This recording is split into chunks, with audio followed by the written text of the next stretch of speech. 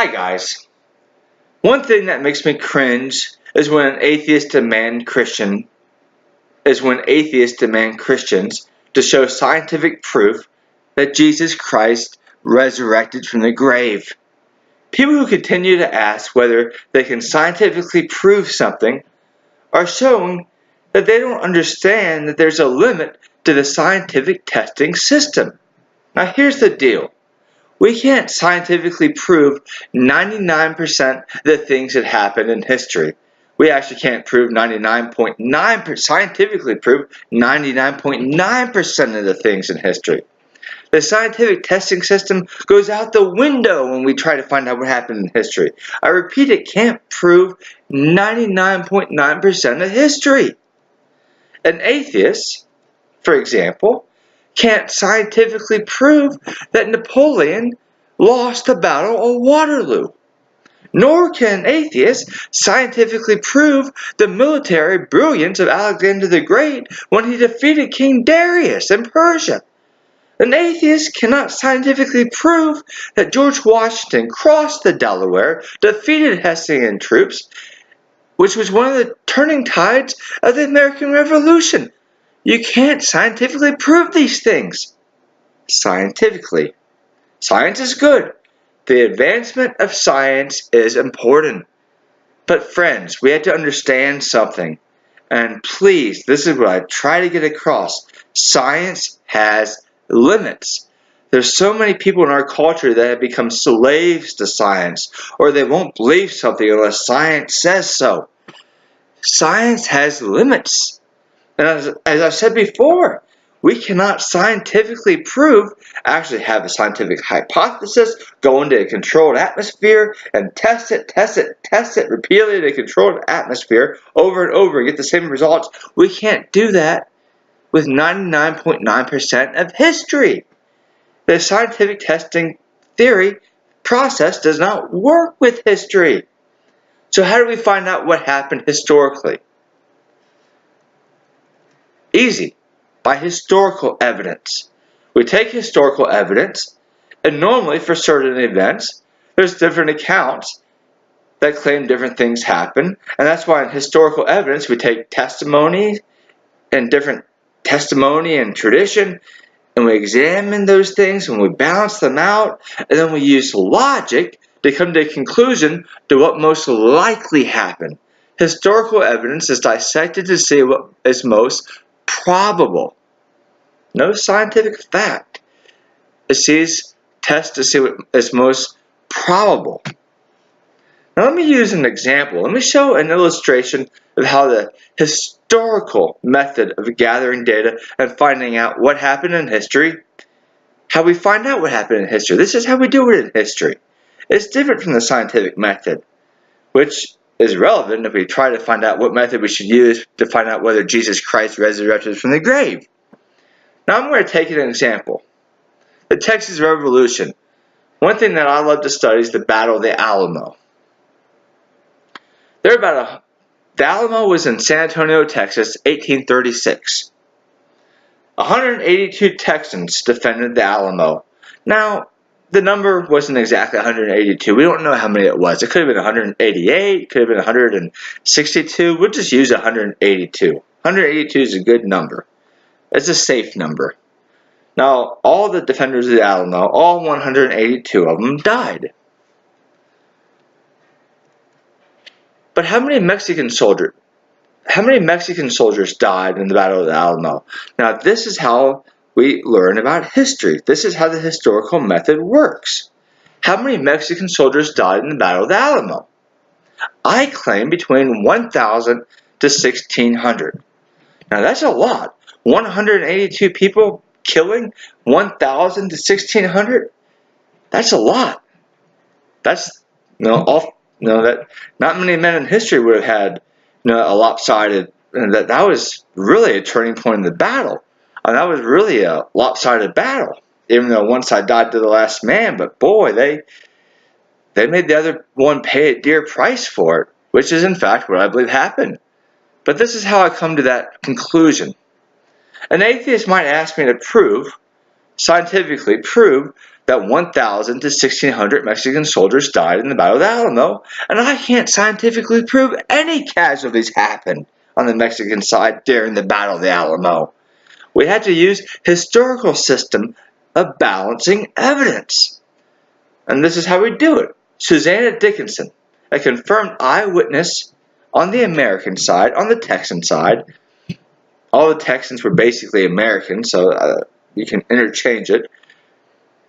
She claimed after the battle that she saw 1,600 dead Mexican soldiers.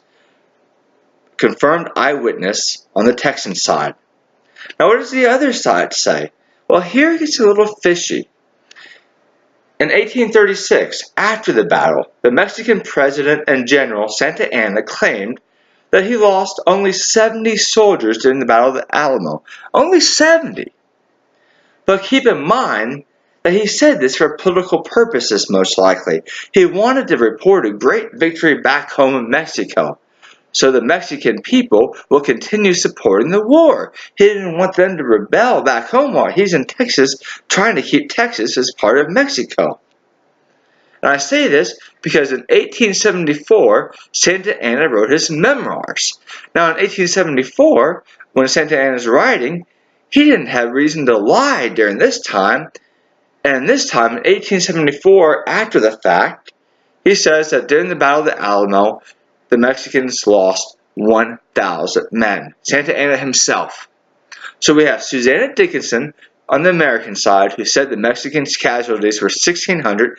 Then we have Santa Anna, who said the Mexican casualties were 1,000. Those are two important pieces of evidence there.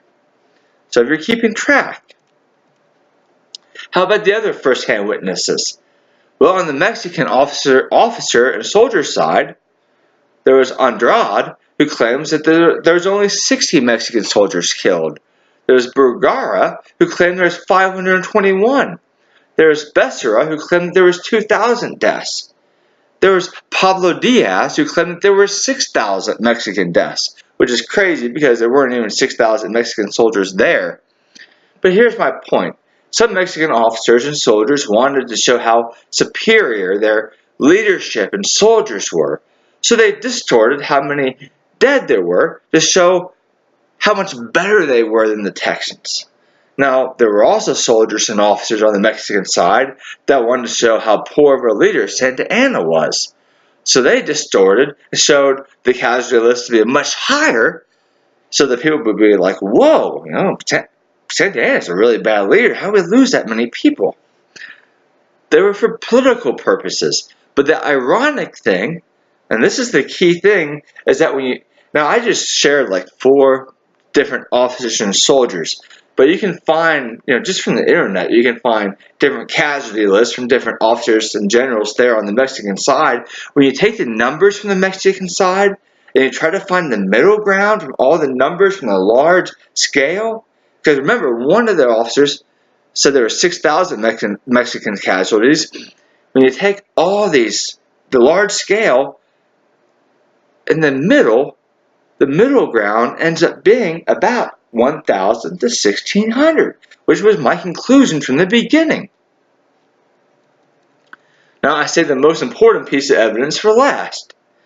Now, there's a lot of different accounts. Different people said different people. But you see, there's about roughly 4 people that came to the conclusion that made me come to this conclusion. And then there's this key person the person that Santa Anna commissioned to bury the dead, Francisco Ruiz. He was the mayor of San Antonio. He was asked to bury the Mexican dead, the soldiers.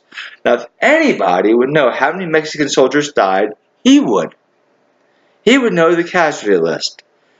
The person that was commissioned to bury the dead, how many did he claim the Mexican soldiers lost? 1,600. Do we see how historical evidence is gathered and used and how we find the truth? I can't scientifically prove the Mexicans had any casualties at the Battle of the Alamo scientifically. That's how limited science is. But by comparing and balancing historical testimony, I can say with reasonable confidence that the Mexican army lost 1,000 to 1,600 men. That's where the evidence leads. If you're an atheist, you should refrain from asking a Christian to scientifically prove that Jesus Christ resurrected. It makes no sense. And I hope I illustrated that in the example I used. I mean, I couldn't scientifically prove to you how many casualties. So how could I couldn't scientifically prove to you that David Crockett died in the Battle of the Alamo. So how could I scientifically prove Jesus? You can't. It's just, we can't scientifically prove things in history without a doubt. Not scientifically. That's not how things are done. When we ask someone to scientifically prove that an event happened in history, friends, we're only showing our own ignorance to how the system of gaining historical knowledge works. Instead, we should focus on gathering historical data and examining it, and seeing what's most probable. It's all about taking in the evidence, which usually is testimony of some kind or tradition, and balancing it with other pieces of testimony or tradition. That's why someone seasoned in history, and this might rub some people the wrong way, but this is the truth. Someone seasoned in history and how history works and how history is understood is a better judge whether Jesus resurrected than someone skilled in physics, biology, astronomy, or zoology. It's a completely different system. History works differently. Jesus resurrecting is a historical event. Someone skilled in history, it's a different skill set, a different system of gaining knowledge. That's why someone seasoned in history is the better judge. Science has limits. History has limits too. But if we wanted to scientifically prove something, if you wanted to chemically prove something, you use science. If you wanted to historically prove something or see what's most probable, obviously you'd use historical methods. In the near future, I'll launch a series of videos of why an honest examination of evidence concludes a very high probability that Jesus Christ resurrected. I do have a full-time job, so it'll take a while to get to all the evidence. There's a lot of it. You know, I can safely conclude that 1,000 to 1,600 Mexicans died in the Battle of the Alamo. But there's evidence that pointed elsewhere too, and I had to judge. The thing about Jesus Christ resurrecting is that there's so much evidence that points forward, but really there's none that really points against it. It has very strong historical backing, and I'll explain it later. There's so many people that they went out to prove Christianity wrong, and they ended up becoming Christians themselves. Some great minds. In the meantime, one of the best historians about the resurrected Jesus, is Dr. Habernas. I recommend listening to him. Now, to other Christians out there, I have a message to Christians. My message to you is this: don't stay on the sidelines. There's a spiritual war going on. Be active and be courageous. God has a calling for you. There are things that God wants you to do. Don't be intimidated, don't be ashamed, and don't be afraid. Believe in the Lord. It's the Lord who provides strength. It's the Lord who provides peace. It is the Lord who provides courage. Stand up. Don't be afraid. Again, don't be on the sidelines. Be active. Serve Jesus. Don't let this time be wasted. Thank you.